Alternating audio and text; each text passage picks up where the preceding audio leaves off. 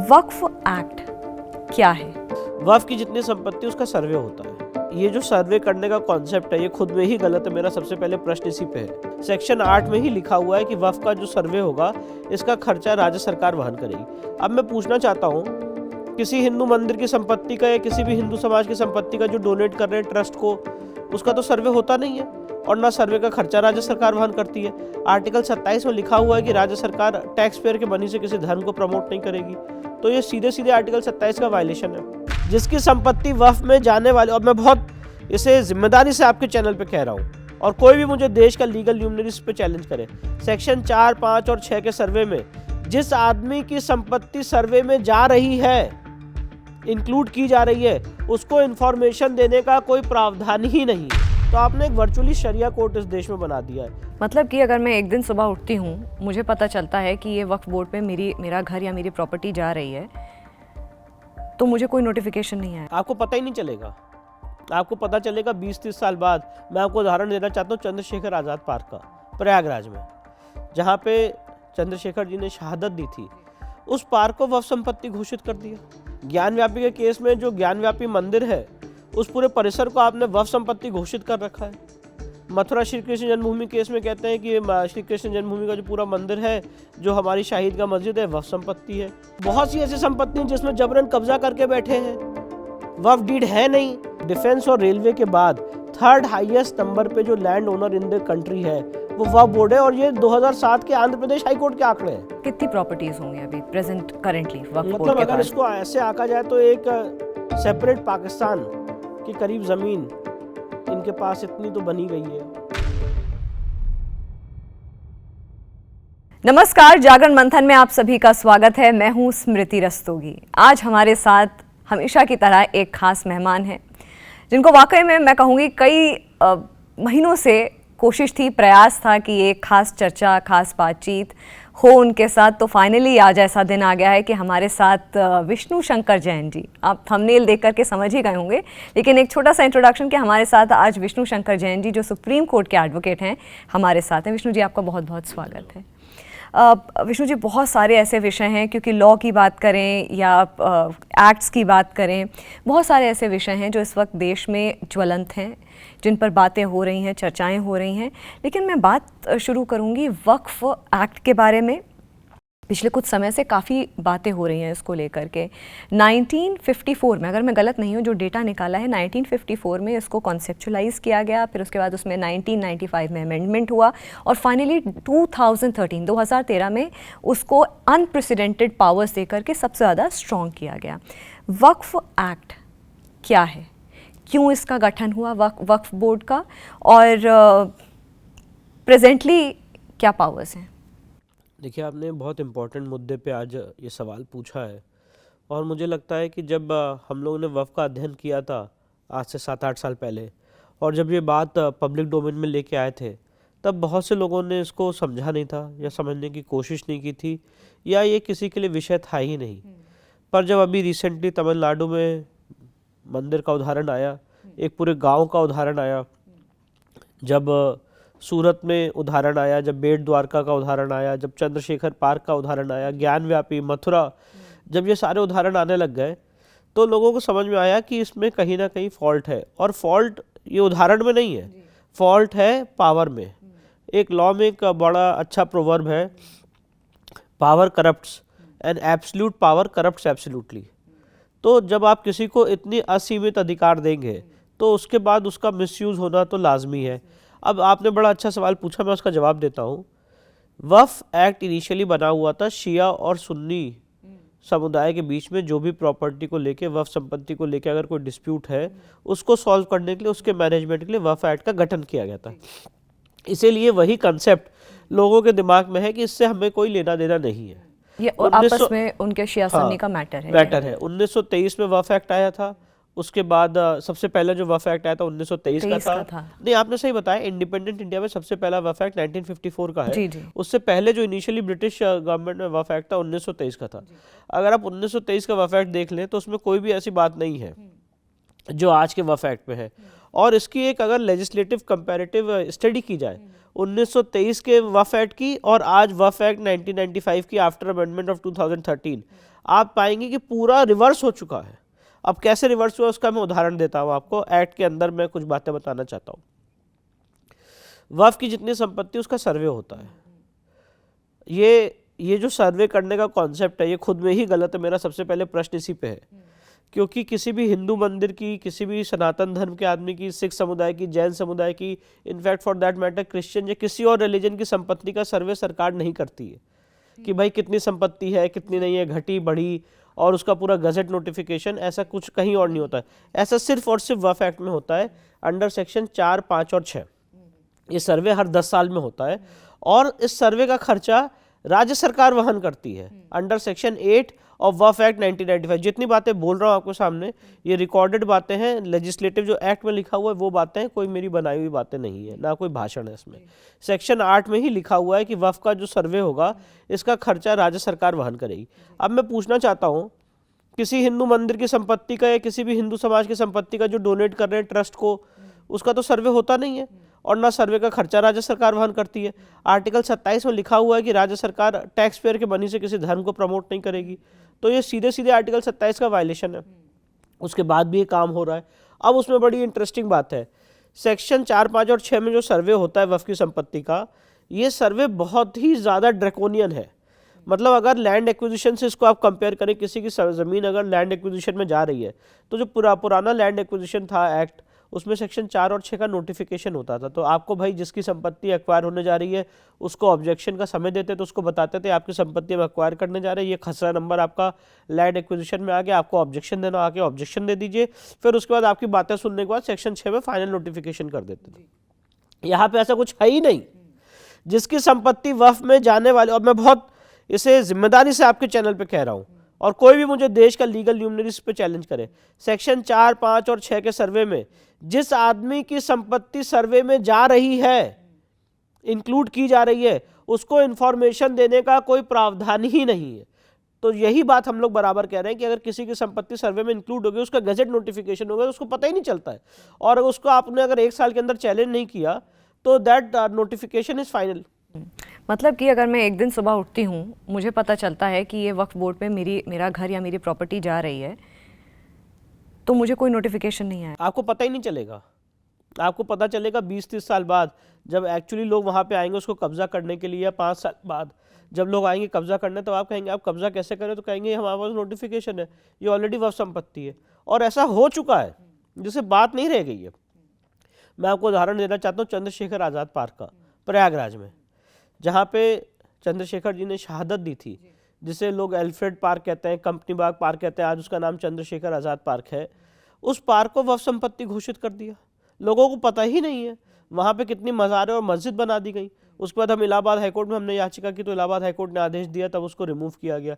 पर आज भी वो वक्फ का नोटिफिकेशन वैलिड है, चल रहा है। ज्ञानव्यापी के केस में जो ज्ञानव्यापी मंदिर है, उस पूरे परिसर को आपने वक्फ संपत्ति घोषित कर रखा है और कहते हैं वक्फ नंबर 100 है। मथुरा श्री कृष्ण जन्मभूमि केस में कहते हैं कि श्री कृष्ण जन्मभूमि का जो पूरा मंदिर है, जो हमारी शाहिद का मस्जिद है, वक्फ संपत्ति है। अब ये सारी बातें क्यों कहते हैं, इसमें भी मैं उसमें डिटेल में जाना चाहता हूँ। पहली बात यह है कि एक बात और आपको इम्पोर्टेंट बताना चाहता हूँ। सेक्शन 6 में पहले जो शब्द यूज था वो था पर्सन एग्रीव्ड। तो उसमें एक सुप्रीम कोर्ट का जजमेंट आया था रमेश गोविंद राम के केस में, और 2010 में वो जजमेंट आया था। 1979 में भी 3 जज बेंच ने, सुप्रीम कोर्ट ने होल्ड किया कि ये जो सेक्शन 6 में नोटिफिकेशन होता है, अगर इसमें किसी गैर मुस्लिम की प्रॉपर्टी चली जाती है तो उसको ये लायबिलिटी नहीं है उसको चैलेंज करने की, ना ये नोटिफिकेशन उस पर बाइंडिंग होगा। मतलब वो कॉन्टेस्ट नहीं कर सकता इस नहीं। सेक्शन 4, 5 और 6 में, सेक्शन 6 में शब्द यूज था पर्सन एग्रीव्ड। तो उस पर्सन एग्रीव्ड के वर्ड को सुप्रीम कोर्ट ने 1979 में इंटरप्रेट किया और कहा ये जो सर्वे है इसमें अगर किसी नॉन मुस्लिम की प्रॉपर्टी चली जाती है तो ही इज नॉट बाइंड, ही मतलब ये उस पर लागू नहीं होगा। अच्छा, मतलब आपकी अगर संपत्ति या फॉर एग्जांपल किसी भी व्यक्ति की संपत्ति सेक्शन 6 के सर्वे में चली जाती है जो नॉन मुस्लिम है, तो वो जो नोटिफिकेशन है वो उस पर बाइंडिंग नहीं होगा। ये सुप्रीम कोर्ट ने 1979 में होल्ड किया था और 2010 में भी ये बात होल्ड की थी। अब कांग्रेस गवर्नमेंट ने 2013 में इस चीज को और सुप्रीम कोर्ट के जजमेंट को बदलने के लिए सेक्शन 6 में वर्ड चेंज किया और कहा person aggrieved. Person interested word को बहुत ही अथॉरिटी से और बहुत ही रिस्पॉन्सिबली ये बात आपके चैनल पे कह रहा हूँ, पर्सन एग्रीव्ड वर्ड को कन्वर्ट कर दिया, पर्सन इंटरेस्टेड वर्ड को अबेंड कर दिया सेक्शन 6 में, और उसको कर दिया पर्सन एग्रीव्ड। और पर्सन एग्रीव्ड पे अब सुप्रीम कोर्ट का जजमेंट आ गया कि इसमें नॉन मुस्लिम्स भी इंक्लूडेड हैं। मतलब अब जो 2023 में सर्वे होगा, जो आगे जितने भी सर्वे होंगे वक्फ की संपत्ति के, अगर उसमें नॉन मुस्लिम्स की संपत्ति चली जाती है तो उनको भी वक्फ ट्राइब्यूनल जाके उसको चैलेंज करना पड़ेगा। ये मैं नहीं कह रहा हूं, इसमें सुप्रीम कोर्ट के जजमेंट्स हैं और 2013 के अमेंडमेंट को सही ठहराया है। तो ये एक बहुत ड्रैकोनियन लीगल पोजीशन है जिसको आज नहीं तो कभी चेंज करना पड़ेगा। और ये जैसे जैसे पावर दी जा रही है, अभी नहीं समझ में आ रहा है, अभी इसके और मिसयूज और दुरुपयोग सामने आते चले जाएंगे, तब जो बात मैं आज कह रहा हूं तब समझ में आएगी कि ये बात जो है, ये पहले से बता रहे हैं कि ये आपने पावर ही गलत दी है तो इसलिए ऐसा हो रहा है। अब इसमें और आगे जाते हैं। एक तो हो गया सेक्शन 4, 5 और 6 का सर्वे। अब उसके बाद वो तो साल में 10 साल में एक बार होता है।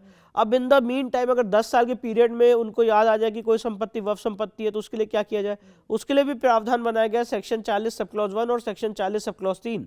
उसमें क्या ये कहा गया कि वक्फ बोर्ड किसी भी संपत्ति को वक्फ संपत्ति घोषित कर सकता है, और अगर ट्रस्ट या सोसाइटी की संपत्ति है तो उनको नोटिस देने की जरूरत नहीं है, जहां पे वो दर्ज हुई हैं उनको आप नोटिस दीजिए। तो हम सब जानते हैं रजिस्ट्रार ऑफ ट्रस्ट क्या, मतलब अगर मैंने कोई ट्रस्ट बनाया है और मेरी संपत्ति या वक्फ संपत्ति घोषित कर रहे हैं तो आप मुझे डायरेक्ट कम्युनिकेट नहीं करेंगे, आप बताएंगे रजिस्ट्रार ऑफ ट्रस्ट को, और रजिस्ट्रार ऑफ ट्रस्ट मुझे बताएगा नहीं। तो पहली बात, 2 सवाल है इसमें, आपको एक किसने पावर दी है कि आप मेरी संपत्ति वक्फ संपत्ति घोषित कर सकते हैं? क्या मुझे इस देश के कानून ने पावर दी है कि मैं किसी भी संपत्ति को मंदिर की संपत्ति या मठ की संपत्ति घोषित कर सकता हूं? ऐसी पावर दी नहीं है। और उसके बाद पावर देने के बाद भी उस आदमी को बताया भी नहीं जाएगा, जहां जिसने रजिस्ट्रेशन कराया उसको वहां बताया जाएगा। तो ये सबसे ड्रैकोनियन है सेक्शन 40 सब क्लॉज 1 और सेक्शन 40 सब क्लॉज 3। इसके बाद हमारे आपके लिए कानून क्या है, अगर आपकी हमारी संपत्ति पे इंक्रोचमेंट हो गया तो हम लोग सिविल कोर्ट जाएंगे और लंबी लीगल लड़ाई लड़ेंगे।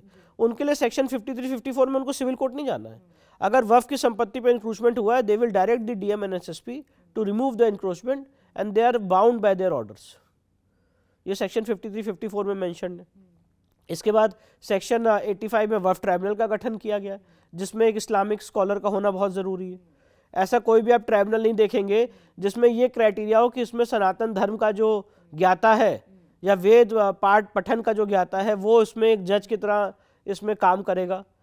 फिर उसके बाद हमारे आपके लिए कानून क्या है, तो सेक्शन 85 बहुत ड्रैकोनियन है और आप सिविल कोर्ट नहीं जा सकते हैं। जैसे मैंने आपको बताया कि अगर वक्फ के बीच में और आपके बीच में डिस्प्यूट है, अगर अब ये लॉ ये आ गया कि अब आप सिविल कोर्ट नहीं जा सकते, you have to go to the Waqf tribunal.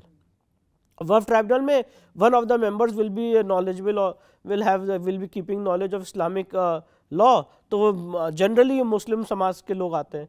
तो आपने एक वर्चुअली शरिया कोर्ट इस देश में बना दिया है। और एक बात और कहना चाहता हूँ, आर्टिकल 323A और आर्टिकल 323B में ये प्रावधान है कि अगर आपको, देखिए हम सब जानते हैं कि इस देश में 3 तरह की कोर्ट है, सुप्रीम कोर्ट, हाई कोर्ट और लोअर जुडिशरी, ये रिकॉग्नाइज कोर्टें हैं।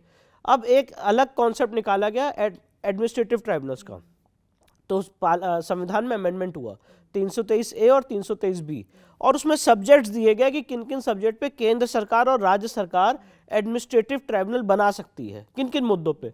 वक्फ उसमें है ही नहीं, तो ये जो पूरा वक्फ ट्राइब्यूनल बना है ये होली अनकॉन्स्टिट्यूशनल है, इलीगल है, और हमें कहा जा रहा है कि हम वहां पे जाके अपनी बात करें। और वक्फ ट्राइब्यूनल किस तरह से फंक्शन कर रही है, मैं रिक्वेस्ट करूंगा कभी आप लोग उस पर आप उसमें इन्वेस्टिगेटिव जर्नलिज्म करिए तो आपको बहुत ही चौंका देने वाली चीज़ें मिलेंगी। इसके बाद आगे अगर बढ़ें, सेक्शन 101 वक्फ एक्ट में वक्फ के जितने वक्फ बोर्ड में जिनका नाम है या जितने उनके लोगों का उसमें चीज़ों में नाम है, वो सब पब्लिक सर्वेंट का दर्जा दिया गया। किसी शंकराचार्य पुरोहित महंत को आज तक इस देश में किसी नोटिफिकेशन में कोई भी मुझे दिखा दे, कहे विष्णु शंकर जैन जी आप गलत कह रहे हैं, ये देखिए शंकराचार्य जी को पब्लिक सर्वेंट घोषित किया गया। किसी भी हमारे पुजारी पुरोहित महंत को आज तक पब्लिक सर्वेंट नहीं घोषित किया गया है। वक्फ के जितने लोग हैं उनको पब्लिक सर्वेंट का दर्जा दिया गया, मतलब आप अगर उनको छू भी लें तो वो आईपीसी के तहत ऑफेंस है। इसके बाद सेक्शन 107 में वक्फ की संपत्ति के लिए आपको कोई, अगर आपको कभी याद आ जाए 200 साल बाद भी कि ये संपत्ति वक्फ की संपत्ति है 107 में, तो आप कभी भी कोर्ट आ सकते हैं। कोई आपके लिए लिमिटेशन नहीं है, कोई समय सीमा नहीं है, कोई मियाद नहीं है।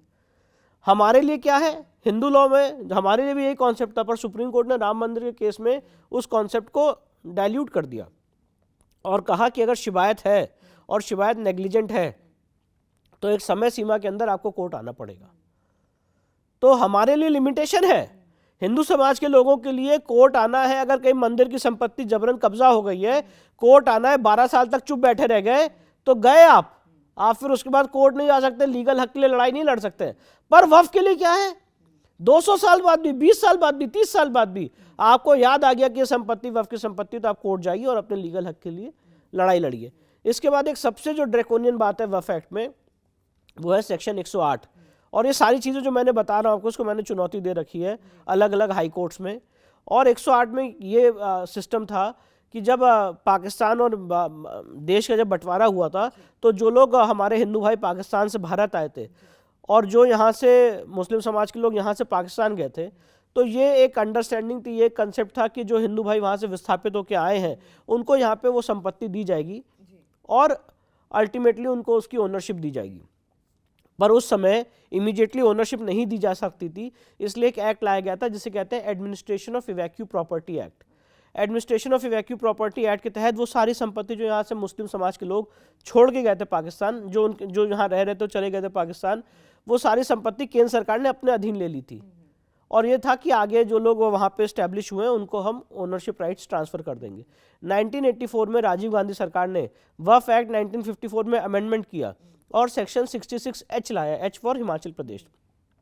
और ये सारी संपत्ति जिसमें आज हिंदू भाई रह रहे हैं और किराए दे रहे हैं, पहले किराया 200 रुपये 500 रुपये था तो किसी को फर्क नहीं पड़ता था, आज किराया 30,000 रुपये, 1 लाख रुपये, 1.5 लाख रुपये, 2 लाख रुपये हो चुका है। जो लोग वहाँ पे रह रहे थे, जो ये उम्मीद कर रहे थे कि इस संपत्ति के हम मालिक बनेंगे क्योंकि हम वहाँ से विस्थापित होकर आए हैं, वो सारी संपत्ति administration of evacuee property act को ताक पे रखते हुए राजीव गांधी सरकार ने 1984 में वक्फ बोर्ड को दे दी by virtue of section 66H। और आज की इस वक्फ एक्ट 1995 में वो प्रोविजन है सेक्शन 108। ये सारी चीजें हम लोगों के नाक के नीचे हुई, किसी को पता ही नहीं चला। पंजाब हरियाणा में बहुत बड़ी समस्या है, वहाँ पे जो हिंदू भाई हैं जो वहाँ से विस्थापित होकर आए थे, आज जो इन संपत्तियों पे रह रहे हैं, जो पहले बहुत ही मीगर रेंट देते थे 200 रुपये 500 रुपये 1000 रुपये, आज भारी रेंट दे रहे हैं, लाख रुपए 50,000 रुपये रेंट कर दिया गया है। और ये सारा जो पैसा आता है, ये सारी चीज़ें यूज़ की जाती हैं अलग अलग कार्यों के लिए।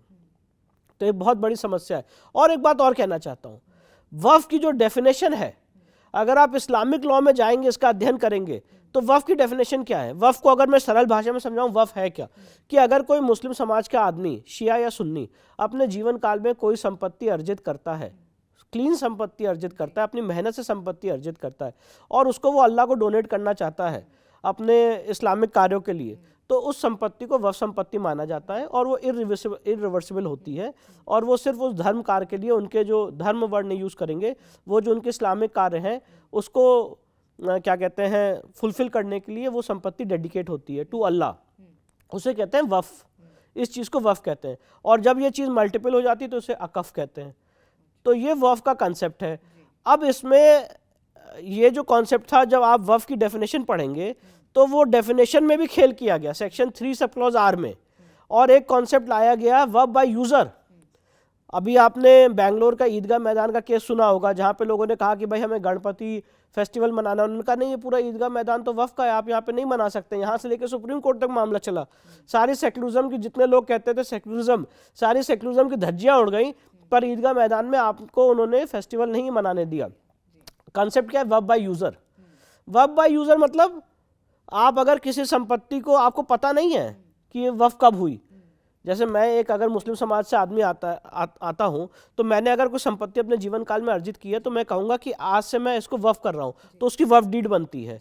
और होता है कि फला फला आदमी ने आज इसको अल्लाह को डेडिकेट किया, डोनेट किया, और आज से संपत्ति वक्फ की हो गई, उसकी वक्फ डीड बनती है। अब बहुत सी ऐसी संपत्ति जिसमें जबरन कब्जा करके बैठे हैं, वक्फ डीड है नहीं, तो उसके लिए क्या कॉन्सेप्ट लाया गया है, वक्फ बाय यूज़र, कि पिछले 100 साल से, 500 साल से, 50 साल से, 20 साल से, उसमें साल भी नहीं मेंशन है, हम बस इस संपत्ति को वक्फ के रूप में यूज़ कर रहे हैं। तो अगर कहीं इलीगल मज़ार बना ली है, कहीं जबरन कब्जा कर लिया है, तो कहेंगे, आप कहेंगे ये वक्फ कब हुई बताइए, तो कहेंगे हमारे पास वक्फ नहीं, ये वक्फ बाय यूज़र है, और इसको भी लीगल मान्यता दी गई है। तो मैंने आपको पूरी कॉम्प्रिहेंसिव बात बताई है, वक्फ की डेफिनेशन से लेके सेक्शन 108 तक जहां जहां ये वफ एक्ट 1995 इतना ड्रैकोनियन है।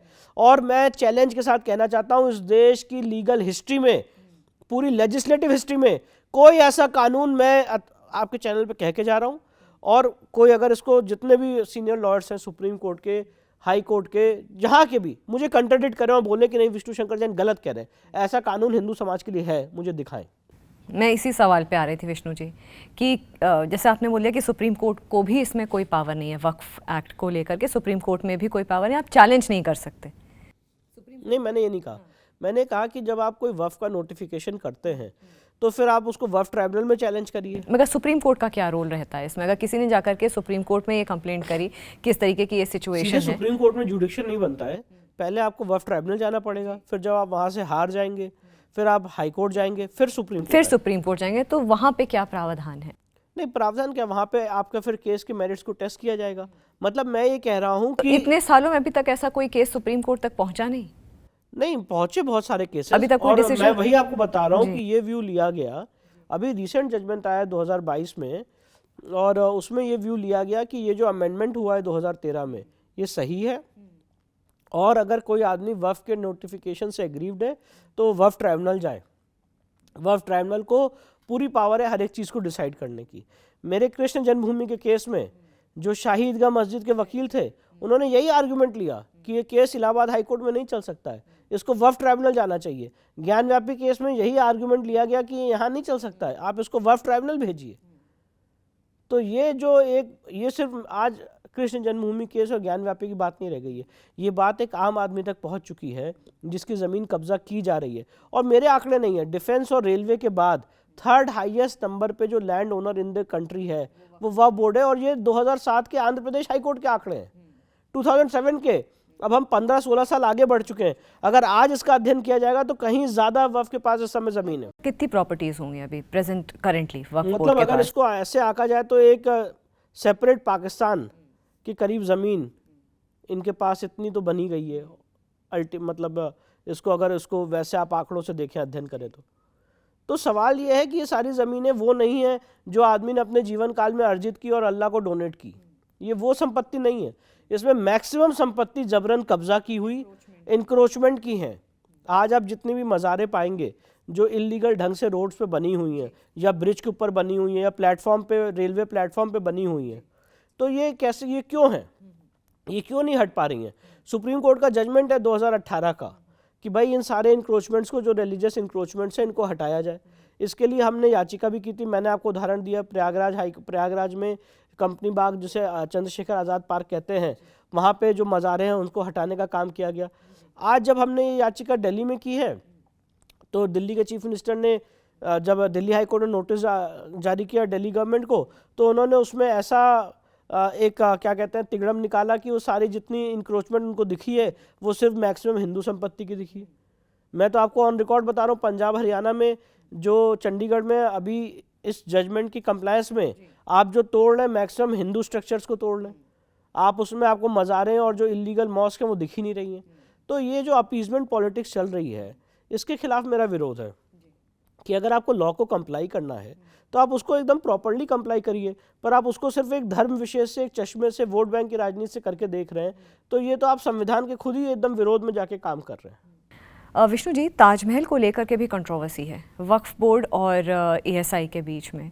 अभी प्रेजेंट सिचुएशन ओनरशिप को लेकर के, अभी प्रेजेंट सिचुएशन ताजमहल की क्या है?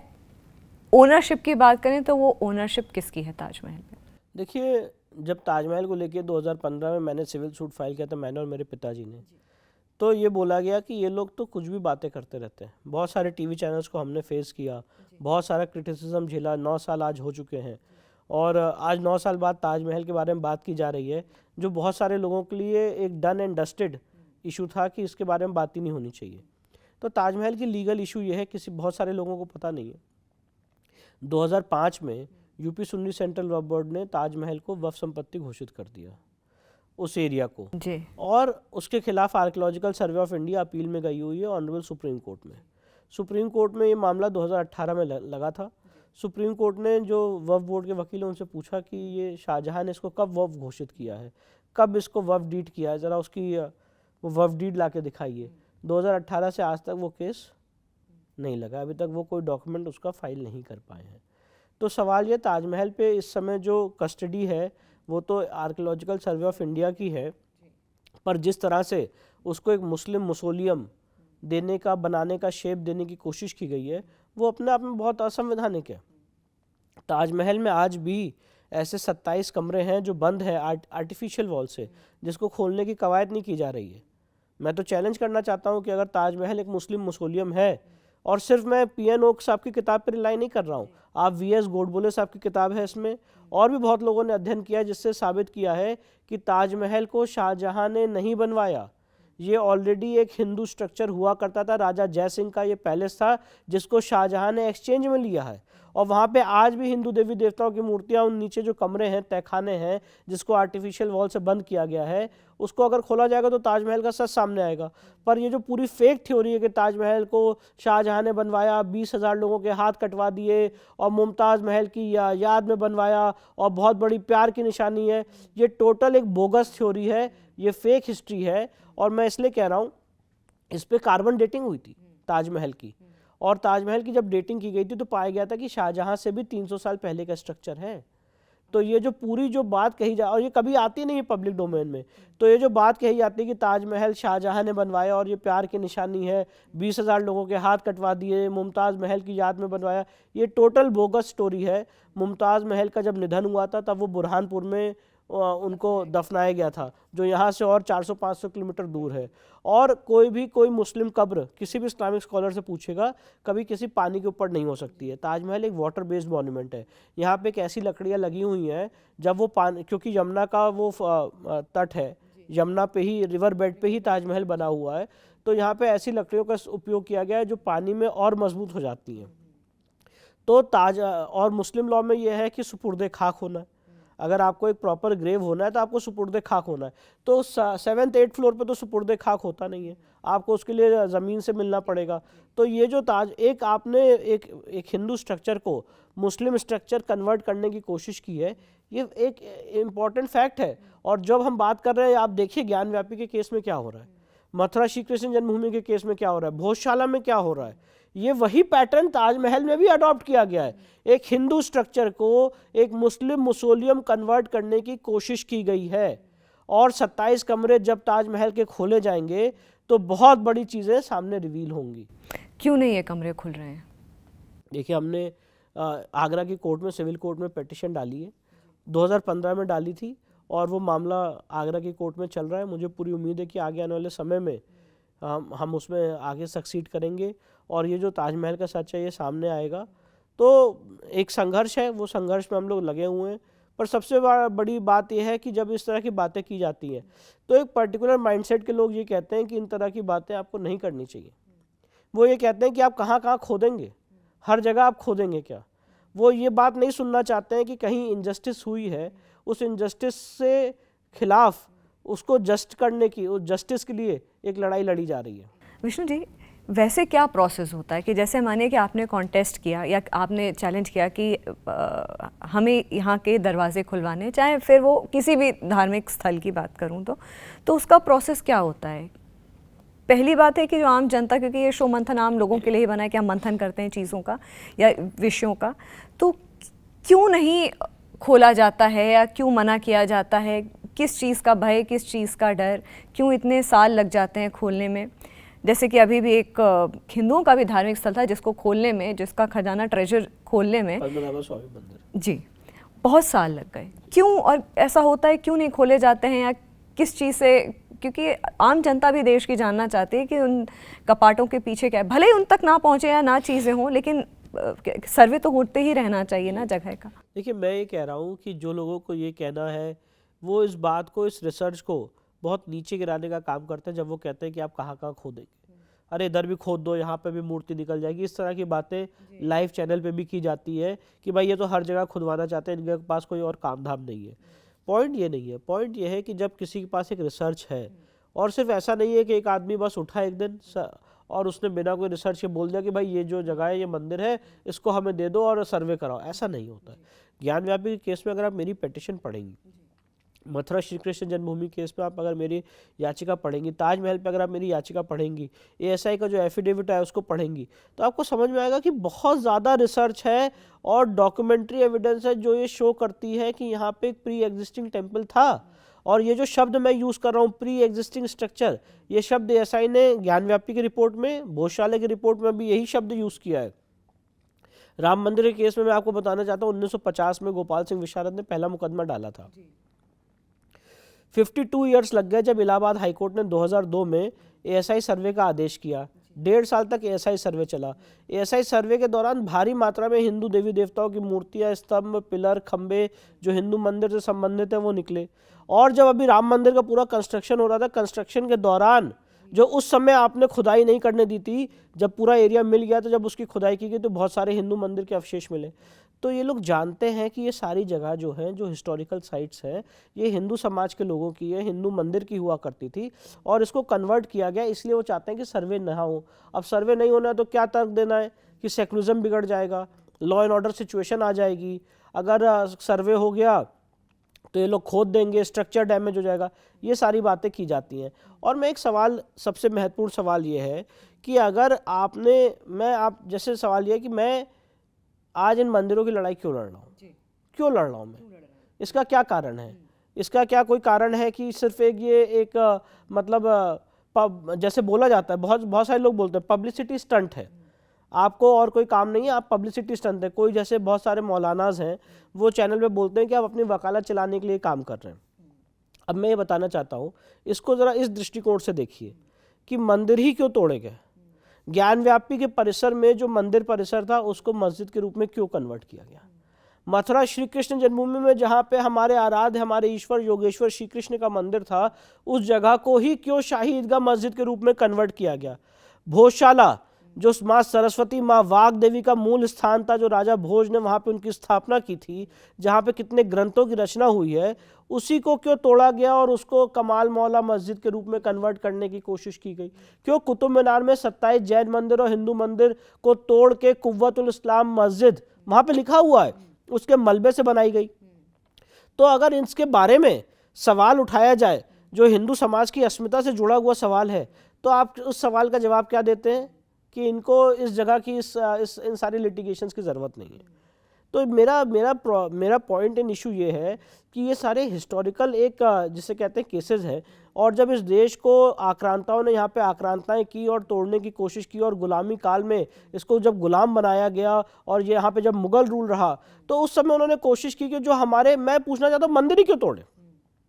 क्योंकि हमारी धार्मिक केंद्र नहीं थे सिर्फ टेम्पल सिर्फ और सिर्फ हमारे लिए एक कांग्रीगेशन का प्लेस नहीं था कि जहाँ पे हम लोग जुटेंगे, प्रेयर्स करेंगे और चले जाएंगे। ये हमारा कल्चरल सेंटर था। जैसे किसी कंप्यूटर के लिए मदरबोर्ड होता है, वैसे ही हम सारे सनातनियों के लिए हमारे मंदिर हुआ करते थे। और अगर आपको सनातन को दोबारा रिवाइव करना है तो बहुत ज़रूरी है कि जो हमारे आस्था के केंद्र हैं उनका रिवाइवल होना चाहिए। नहीं तो कोई ज़रूरत नहीं थी अहिल्याबाई होलकर को इंदौर से जाके ज्ञानव्यापी में वहाँ पर उद्धार करने की। वो तो इंदौर में की महारानी थी, वो वहीं पर रहती, उनको क्या जरूरत थी इंदौर से उठ के ज्ञानव्यापी की रेस्टोरेशन करने की? क्या जरूरत थी शिवाजी महाराज को ये कहने की कि ज्ञानव्यापी और काशी जब तक मुक्त नहीं होता है मैं अच्छे से इस पृथ्वी से नहीं जा पाऊंगा? तो ये इसलिए हो रहा है क्योंकि लोगों की आस्था, अस्मिता मंदिर से जुड़ी हुई है। वो सिर्फ और सिर्फ मंदिर नहीं है जहाँ पे हम लोग जाके प्रार्थना करते हैं, वो हमारी अस्मिता का, हमारी कल्चर, हमारी सोशल लाइफ, हमारी एजुकेशन के हब और सेंटर्स हुआ करते थे।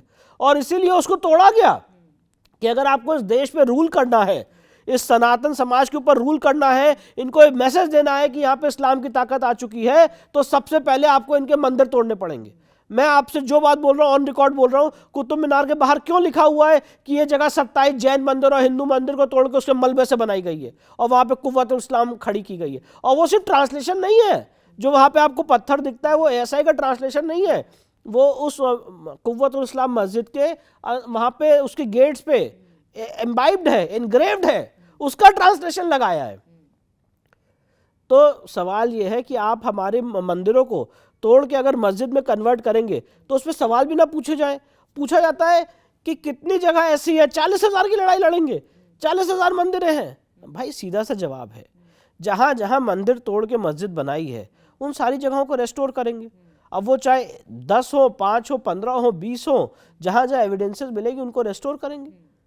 तो आप इस्लामिक, कोई भी इस्लामिक स्कॉलर आपके सामने ऑन रिकॉर्ड ये बात नहीं कह सकता है कि मंदिर तोड़ के मस्जिद बनाई जा सकती है। तो उसके रेस्टोरेशन को अगर कहीं प्रूफ्स मिल रहे हैं, कहीं शिवलिंग मिल रहा है, कहीं मूर्तियां मिल रही हैं। अभी मैंने भोजशाला का केस किया जो धार मध्य प्रदेश में है, माँ सरस्वती जी का मूल स्थान है। वहाँ अभी एएसआई सर्वे की रिपोर्ट आई है, भारी मात्रा में हिंदू देवी देवताओं की मूर्तियाँ, हिंदू देवी देवताओं के चिन्ह मिले हैं। और एएसआई ने जो रिपोर्ट दी है उसका आप अध्ययन करें, जिसमें एएसआई ने कहा है कि यहाँ पे मंदिर तोड़ी गई, मंदिर तोड़ के यहाँ पे मस्जिद का शेप देने की कोशिश की गई। जो वहाँ खंबे हैं जो वैदिक गैलरी का स्वरूप दिखाते हैं, हमारी सभ्यता को दिखाते हैं, उन खंबे पे जो देवी देवताओं की मूर्तियां थी उनको चैनी हथौड़ी से तोड़ा गया, जो संस्कृत की ऋचाएं थी मिटाई गई। ये सारी बातें एएसआई की रिपोर्ट में आई हैं। और ये भी कहा जाता है कि ये जो मंदिर हैं ये सेंटर ऑफ प्राइड हिंदुओं के लिए हमेशा से कि गर्व का एक केंद्र रहे हैं। और ये भी बात है कि अगर उनके गर्व के केंद्र को ही मिटा दिया जाए तो फिर गर्व किस बात का करेंगे। ऐसी मैं एक बात इसमें और ऐड करना चाहता हूँ, गर्व का केंद्र तो है ही हमारे, पर जैसे इस देश के बड़े बड़े बैरिस्टर कहते हैं once a mosque always a mosque, तो इस्लामिक लॉ पे वो अपना आधार रखते हैं, अपनी बात का जो आधार रखते हैं वो इस्लामिक लॉ पे रखते हैं कि एक बार अगर इस्लाम में कोई जगह मस्जिद होगी तो हमेशा समय के अंत तक मस्जिद रहेगी। ये बात आप बड़े बड़े बैरिस्टर्स को बोलते हुए सुनती होंगी, पर भाई सनातन कॉन्सेप्ट को कोई क्यों नहीं समझता है? Once a temple always a temple. अगर कोई जगह एक बार मंदिर की हो जाती है, किसी जगह देवता की स्थापना हो जाती है, या अगर देवता स्वयंभू रूप में प्रकट हो जाते हैं तो वो पूरी जगह दिव्य हो जाती है, वो देवता की जगह हो जाती है। गर्व तो हमें होता ही होता है उस जगह पे, पर देवता का अस्तित्व वहां पे आ जाता है, ईश्वर का अस्तित्व आ जाता है। और ईश्वर का अस्तित्व जब आ जाता है तो आप उस जगह को नहीं मिटा सकते। और सुप्रीम कोर्ट के सामने यही कंट्रोवर्सी राम मंदिर के केस में हुई थी कि क्या मंदिर तोड़ देने से देवता का अस्तित्व समाप्त हो जाता है। यही बात कही गई कि मंदिर तोड़ने से देवता का अस्तित्व समाप्त नहीं होता है। इस बात पे पीवी काणे साहब, जिनको भारत रत्न से नवाजा गया है, 7 वॉल्यूम्स उन्होंने धर्मशास्त्र लिखा है, गोपाल चंद्र शास्त्री, बीके मुखर्जी, इन सारे लोगों ने कहा है कि मंदिर तोड़ने से देवता का अस्तित्व समाप्त नहीं होता है। तो once a temple always a temple. तो इसीलिए हम इसकी लड़ाई लड़ रहे हैं रेस्टोरेशन की। अगर आपने हमारे मंदिर को तोड़ा है, उसको मस्जिद में कन्वर्ट किया है, तो उसको जब तक इस देश का संविधान है उसको हम रेस्टोर करने की लड़ाई कानूनी माध्यम से, डेमोक्रेटिक माध्यम से लड़ते रहेंगे। और आपने बोला कि ये भी सवाल उठते हैं कि आप क्यों ये लड़ाई लड़ रहे हैं या क्या आपका है पब्लिसिटी स्टंट की। लेकिन एक बात और मैं बता दूं कि आपके जो पिताजी हैं हरिशंकर जैन जी, वो भी कई सालों से इसी राह पे हैं और एक बहुत बड़ा रोल जो राम मंदिर वापस से जो पुनर्निर्माण हुआ है उसमें बहुत बड़ा रोल हरिशंकर जैन जी का, मुझे लगता है कि इतिहास में उनका नाम बहुत गोल्डन अक्षरों से, स्वर्णिम अक्षरों से वो दर्ज हो चुका है। विष्णु जी, मैंने इसी के साथ एक और सवाल आपसे पूछा था कि क्यों जब बोला जाता है कि कितना, मैं हिंदू टेम्पल्स की बात कर रही हूँ, क्यों ऐसा होता है कि जब बोला जाता है कि कितना खजाना है, जैसे अभी हाल फिलहाल अगर मैं गलत नहीं हूँ जगन्नाथपुरी में 48 सालों के बाद उनके जो बंद संदूक हैं वो बाहर आए हैं, क्यों इतना वक्त लग जाता है? पद्मनाभम स्वामी की बात करी गई, उनका भी जो खजाना खुला, क्यों इतना टाइम लगता है कि डेटा कैलकुलेट करने में क्यों इतना समय लगता है? देखिए, एक जो आपका सवाल है वो मुझे लगता है मंदिर मैनेजमेंट और टेम्पल वेल्थ से जुड़ा हुआ है। तो जहाँ तक टेम्पल मैनेजमेंट और टेम्पल वेल्थ का सवाल है, बहुत सारे ऐसे मंदिर हैं जो अपने रिचुअल्स और अपने कस्टम से गवर्न होते हैं। जैसे पद्मनाभा स्वामी मंदिर में भी एक ऐसा जिसे कहेंगे एरिया था जहाँ पे उसको नहीं खोला गया, क्योंकि वहाँ पे बहुत ज़्यादा आस्थाएं जुड़ी हुई हैं, बहुत सारे रिचुअल्स हैं, और ये बोला गया कि अगर इसको खोला जाएगा तो काफ़ी ड्रैकोनियन परिणाम हो सकते हैं। वो चीज़, उस जगह को छोड़ा गया पद्मनाभा स्वामी मंदिर में भी। तो बहुत जगह ऐसे रिचुअल्स और आस्था जुड़ी हुई है, और ये सिर्फ और सिर्फ एक वेल्थ का इशू नहीं है, ये एक कल्चरल ट्रांसमिशन है जो generations after generations pass on हुआ है। जैसे मंदिर मैंने आपको बताया ना, ये सिर्फ और सिर्फ एक हमारे लिए आध्यात्मिक केंद्र या प्राइड का केंद्र सिर्फ वो नहीं है, ये एक पूरी जीती जागती सभ्यता है, और जनरेशन्स ने जो पास किया है। अगर किसी आपके पुरखे ने हम लोग गांव देहात में अगर जाते हैं, किसी अगर आपके पुरखे ने कोई चीज़ आपको दी है और बोली इसको संभाल के रखना है, इसको मत छूना, तो आज भी बच्चे ऐसा करते हैं कि उसको लॉकर में रखते हैं, उस जगह को नहीं खोलते हैं। तो बहुत सी चीज़ें ऐसी हैं जो रिचुअल से आती हैं, पर उसका ये मतलब नहीं है कि उस चीज़ को छुपाया जा रहा है या उसके पीछे कोई दुर्भावना है। और जो लोग इसको दिखाना चाहते हैं, आप मंदिर के वेल्थ में बहुत इंटरेस्टेड हैं, सारे लोग मंदिर की वेल्थ में बहुत इंटरेस्टेड रहते हैं कि पद्मनाभा स्वामी में कितनी वेल्थ है, जगन्नाथपुरी में कितनी वेल्थ है, पर आपको ये नहीं समझ में आता है दो चीज़ें, कि जो वो वेल्थ है वो श्रद्धालुओं ने दी है, और वो श्रद्धालुओं ने भगवान को, देवता को दी है। और अगर आपको इतना ही वेल्थ में इंटरेस्ट है, तो क्यों नहीं जो चर्चेस के पास प्रॉपर्टी है, जिनकी लीज एक्सपायर हो चुकी है और उसके बाद भी उसमें विराजमान है, उनकी संपत्ति का क्यों नहीं ज़रा अध्ययन किया जाता है? क्यों नहीं किसी दरगाह का या किसी मॉस्क या वफ़ की संपत्ति का क्यों नहीं अध्ययन किया जाता है? वहाँ पे तो कोई कंट्रोल नहीं किया जाता है। आज मैं पूछना चाहता हूँ, आपको मिसमैनेजमेंट जो है या वेल्थ मंदिरों में दिखती है, पर मिसमैनेजमेंट चर्चेज में नहीं दिखता है। कितनी लिटिगेशन, मैं तो लीगल फील्ड से आता हूँ, कितनी लिटिगेशन चर्च की आपस में चल रही है, वहाँ पे मिसमैनेजमेंट नहीं दिखता, वहाँ पे सरकार टेक ओवर नहीं करती है। जो मॉस्क है, वफ़ में जितना भारी मात्रा में पैसा आ रहा है, उसको सरकार टेक ओवर नहीं करती है, उल्टा उनको इंटरेस्ट फ्री लोन दिया जाता है योजनाओं के तहत। तो सवाल ये है कि आप मंदिरों को सिर्फ और सिर्फ एक वेल्थ के सेंटर्स के रूप में ना देखें। मंदिर जो है वो हमारी वो अस्मिता का केंद्र है, और वहाँ पे जितनी वेल्थ दी गई है वो सारी वेल्थ देवता की है। अगर मिसमैनेजमेंट हो रहा है तो मैं ज़रूर उस बात पे यकीन रखता हूँ कि ऐसा सिस्टम बनना चाहिए कि वो मिसमैनेजमेंट ख़त्म हो, और वो समाज के लोगों को, हमारे जो गुरुजन हैं, हमारे जो संत हैं, हमारे जो महात्मा है, हमारे जो पीठाधीश्वर हैं, उन लोगों को बैठ के एक ऐसा मैकेनिज्म डेवलप करना चाहिए कि उसके बाद वहाँ पे मिसमैनेजमेंट ना हो। इतने सदियों से जब वो मंदिर चला आ रहा है, मिसमैनेजमेंट नहीं हुआ है, तो अब अगर हाल फिलहाल में उसमें मिसमैनेजमेंट शुरू हो गया है, तो उसकी कमी हमारे अंदर है। उसका आंसर ये नहीं है कि सरकार उसको एक्वायर करे। उसका आंसर ये कभी नहीं हो सकता है कि अगर आपके घर में दो भाई लड़ रहे हैं और अगर उसमें मिसमैनेजमेंट हो रहा है, तो क्या उसका अर्थ ये होगा कि सरकार आके तुरंत उसको एक्वायर कर ले? या उसका अर्थ ये होगा कि उन लोगों के आपस में संस्कार में कहीं कमी रह गई है, उसको एमिकेबली बैठ के सॉल्व किया जाए। तो मैं ये बात कहना चाहता हूँ, और मैं आपको उदाहरण देना चाहता हूँ। हनुमान जन्मभूमि, जो जहाँ किष्किंधा एक मंदिर है, कोप्पल डिस्ट्रिक्ट कर्नाटका में, जहाँ पे माना जाता है कि बजरंगबली ने वहीं पे जन्म लिया था, वहीं पे वो जिसे कहेंगे उनका प्राकट्य हुआ था। उस जगह पे रामानंदी संप्रदाय के जो महंत है, पुजारी हैं, उस जगह को अपने तप से उन्होंने वहाँ पे पूजा करके, सारे रिचुअल्स करके उस जगह को जागृत किया।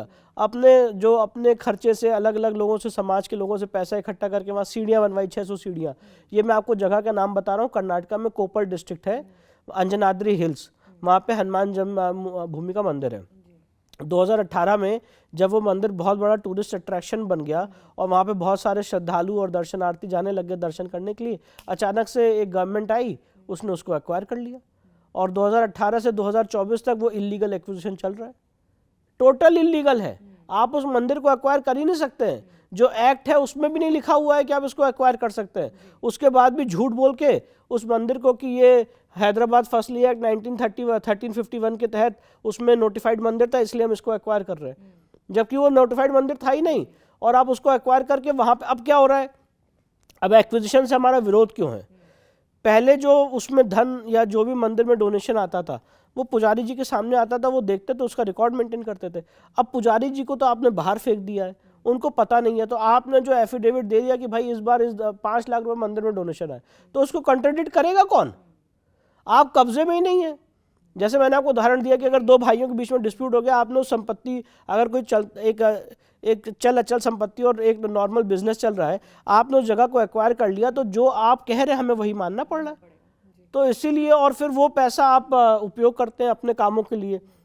मैं पूछना चाहता हूँ कि जो मंदिर जहाँ पे दर्शनार्थी नहीं है, या जहाँ पे टूरिस्ट अट्रैक्शन नहीं है, या जहाँ पे डोनेशन ज़्यादा नहीं है, कभी आपने उसको देखा है एक्वायर किए हुए? कोई भी मंदिर जो जीर्ण शीर्ण अवस्था में पड़ा हुआ है, उसको कभी आपने एक्वायर करते हुए नहीं देखा होगा, या उसके बेटरमेंट के लिए काम करते हुए आपने नहीं देखा होगा सरकारों को, पर आपने उन्हीं जगहों को देखा है जहाँ पे भारी मात्रा में डोनेशन आ रहा है। मैं आपको उदाहरण देना चाहता हूँ, उदयपुर में एक मंदिर है जहाँ पे महाराणा प्रताप का मूल ईश्वर का मंदिर है, एकलिंग जी का। उससे ठीक थोड़े दूर एक मंदिर है, सास बहू का मंदिर, और वहाँ पर मैं आपको फोटोग्राफ भी शेयर करूँगा। वहाँ पे क्या कहते हैं, बाहर लिखा हुआ है कि ये मंदिर आर्कियोलॉजिकल सर्वे के कंट्रोल में है। अगर आप वहाँ पे जाएंगी तो सारे वैदिक कंसेप्ट से बना हुआ वो मंदिर है, पर वहाँ पे देवता का विग्रह नहीं है। आज क्या हो रहा है, वहाँ पे लोग वहाँ पे जाते हैं, वेडिंग फोटोशूट करते हैं, वेडिंग फोटोशूट करते हैं, अलग अलग तरह के मतलब वहाँ पे काम किए जा रहे हैं। वहाँ पे रेस्टोरेशन का काम नहीं हो रहा है, सरकार ने एक्वायर भी कर रखा है। वहाँ पे क्यों नहीं टीम लगा के उसको रेस्टोर किया जाता है, सास बहू मंदिर को? एएसआई के कंट्रोल में। ऐसे कितने मंदिर हैं जो एएसआई के कंट्रोल में है, जो जीर्ण शीर्ण अवस्था में पड़े हुए हैं, जिनके रेस्टोरेशन का कोई काम ही नहीं हो रहा है, वहाँ पे ये पैसा नहीं खर्च किया जाता है। तो ये मंदिर एक्विजिशन आर्टिकल 25 आर्टिकल 26 का उल्लंघन है। और सिर्फ मंदिर में आप वेल्थ के रूप से आप अगर टेम्पल्स को देखते हैं तो ये ठीक नहीं है। Vishnu ji, places of worship act 1991 ये क्या है, इसको कैसे समझा जाए? देखिए, प्लेसेस ऑफ वर्शिप एक्ट 1991 के दो इंटरप्रिटेशन है।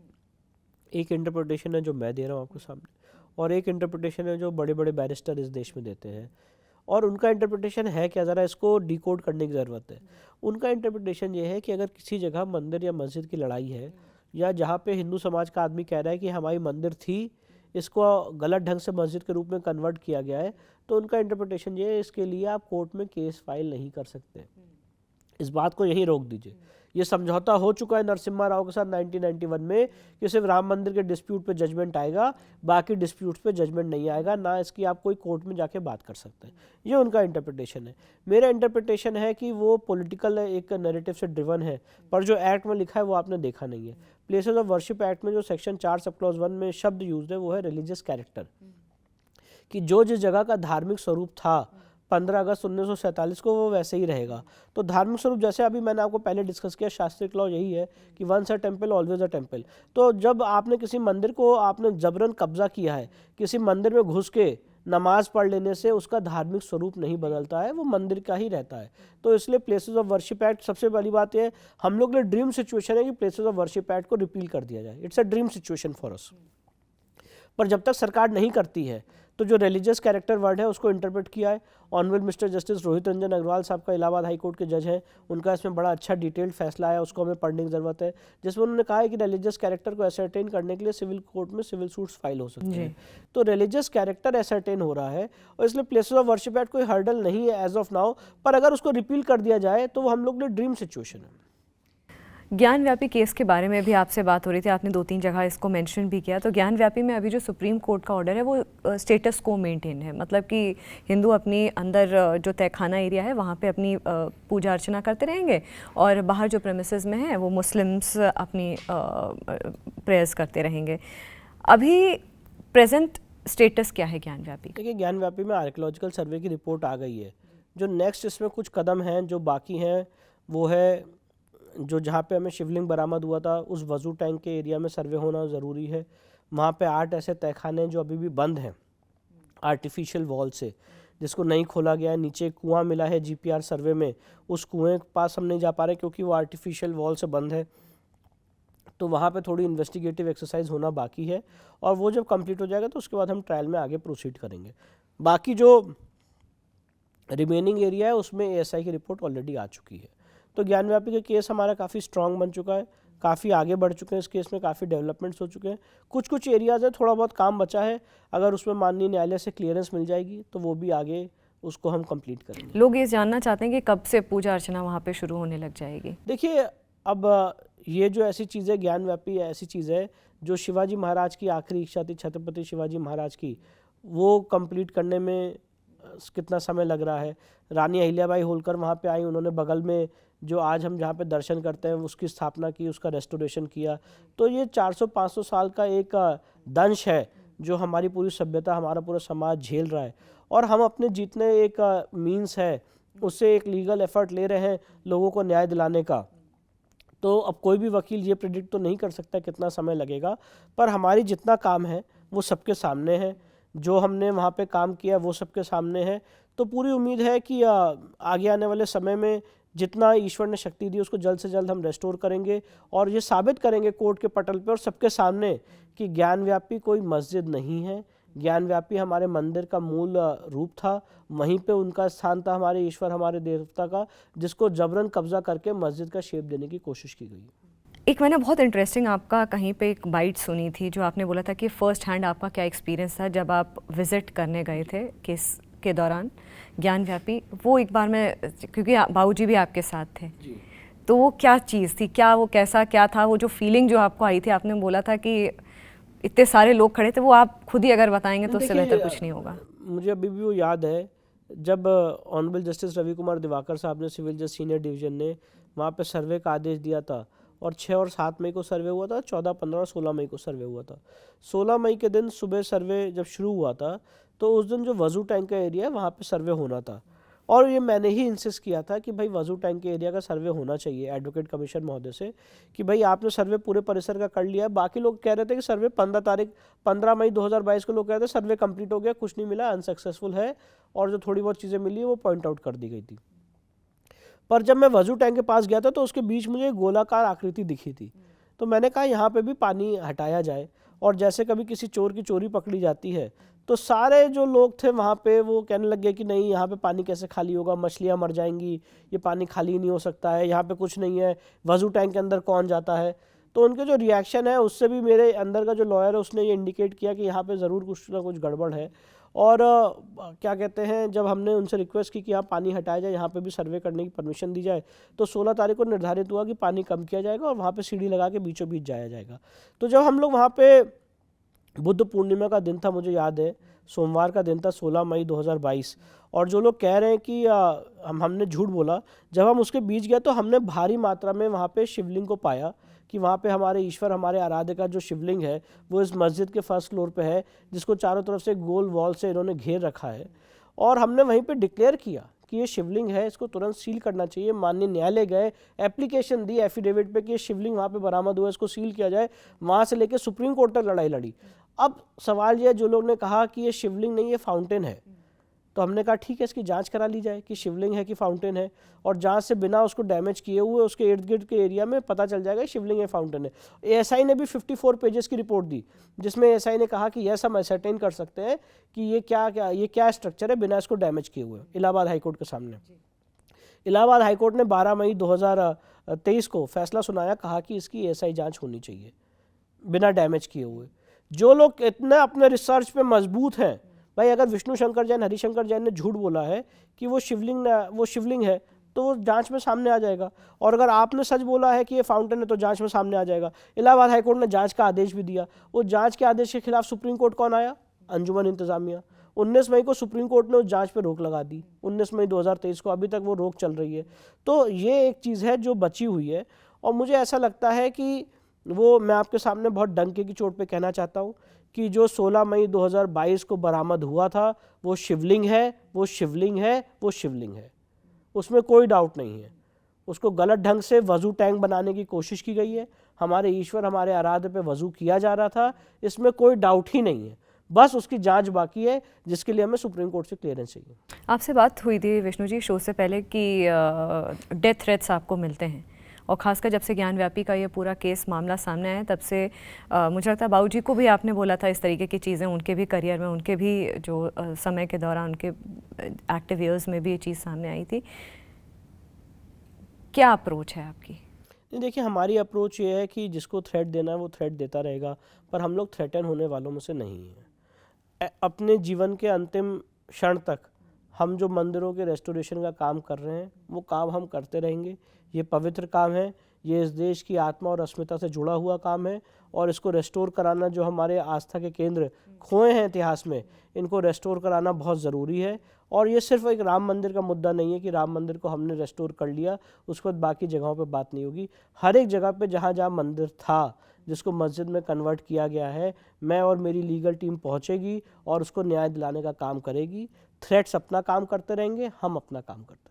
ज्ञानव्यापी के जब सर्वे के लिए आप गए थे तब भी ऐसा कुछ हुआ था, थ्रेट मिला था? नहीं, वहाँ पे तो थ्रेट मिला ही नहीं था, वहाँ पे थ्रेट था। वहाँ पे सारे लोग ही सब रोड्स पे आ गए थे। जो मैदागिन चौराहा से गेट नंबर 4 तक जो पूरा वो एक स्ट्रेच है, पैच है 2 किलोमीटर का, वहाँ सिर्फ और सिर्फ मुस्लिम समाज के लोग थे, और उनका ये था कि डरा के धमका के जो एडवोकेट कमिश्नर की टीम है वो ना जाए, और लॉ एंड ऑर्डर की सिचुएशन थी वहाँ पे। और उसके बीच में जो निहत्ते वकीलों की टीम है वो गेट नंबर 4 तक पहुंची, सर्वे हुआ और हमें महादेव मिले। इस बात का मुझे बहुत फ़ख्र है, और ये हमने साबित किया है कि इन सारे लोगों के बीच में, इतनी बड़ी भीड़ के बीच में अगर एक आध्यात्मिक काम करने की क्षमता रही है तो ये सिर्फ, मैं आपको ये बोलना चाहता हूँ, ये सिर्फ मेरा काम नहीं है, ये हमारे ईश्वर, हमारे आराध्य, हमारे महादेव का काम है, जिन्होंने हमसे करवा के लिया है। हम तो सिर्फ निमित्त मात्र हैं। और इसीलिए मैं ऐसा मानता हूँ कि ये जो आध्यात्मिक कार्य है, इसके लिए आपके पास एक डिवोशन होना चाहिए और आपको अपनी इशू पे यकीन होना चाहिए। तो थ्रेट्स आपको चाहे कितने भी मिले, उससे कोई फ़र्क नहीं पड़ता है। ये जो मथुरा कृष्ण जन्मभूमि का ये जो पूरा केस है, अभी उसका प्रेजेंट स्टेटस क्या है? मथुरा श्री कृष्ण जन्मभूमि के केस में इलाहाबाद हाईकोर्ट ने इस मामले को अपने पास मंगा लिया ओरिजिनल ट्रायल के लिए, जैसे राम मंदिर का ओरिजिनल ट्रायल किया गया था। मैंने ट्रांसफ़र एप्लीकेशन मूव की थी, इलाहाबाद हाईकोर्ट ने इसको स्वीकार करते हुए अपने पास मंगा लिया कि इसका ओरिजिनल ट्रायल हम करेंगे, कि अगर लोअर कोर्ट में होगा तो काफ़ी समय लग जाएगा। उसका ट्रायल शुरू हो गया। कोर्ट ने वहाँ पे एडवोकेट कमीशन के द्वारा सर्वे करने का आदेश दिया, उसको ऑनरेबल सुप्रीम कोर्ट ने स्टे कर दिया। उसके बाद वहाँ पे 7-11 जिसे कहते हैं मेंटेनेबिलिटी की बहस हुई। शाहिदगाह मस्जिद का केस ये है, कहना यह है कि भाई ये केस मेंटेनेबल नहीं है, यहाँ चल ही नहीं सकता है, ये places of worship act, Waqf act, specific relief act, limitation act, इन सब से बाधित है। दोनों पक्षों को सुनने के बाद 4 महीने की काफ़ी डिटेल्ड हियरिंग हुई। मैं और मेरे बाबूजी उसमें मौजूद रहे। अभी मई के महीने में इसमें कोर्ट ने अपना जजमेंट रिजर्व किया है और अब कभी भी इसमें फैसला आ सकता है। कभी भी फैसला आ सकता है। विष्णु जी, आपसे ये चर्चाएं हुई, बहुत सारे विषय अभी भी बाकी रह गए हैं और जैसे कि मैं अपने कुछ खास मेहमानों से वादे पर शो का अंत करती हूँ कि एक और एपिसोड आपसे फिर से मैं आने वाले वक्त में करूँगी आपके साथ। अगर लोग चाहेंगे तो हम लोग आएंगे। अरे बिल्कुल, आपकी तो बहुत हाई डिमांड थी। हमारे वहाँ जो कमेंट सेक्शन है उसमें लिखा हुआ आता है, प्लीज़ कॉल विष्णु शंकर जी। हालांकि रिक्वेस्ट तो मेरी थी कि बाबूजी भी आपके साथ आते तो और अच्छा होता, लेकिन उनका जो हेल्थ रीजंस हैं जिसकी वजह से हम अभी उनको परेशान नहीं करना चाहेंगे, लेकिन आप आए ये भी कोई कम बात नहीं है। थैंक यू सो मच, आपका बहुत बहुत धन्यवाद। फिलहाल जागरण मंथन में इतना ही, मुझे दीजिए इजाज़त, नमस्कार।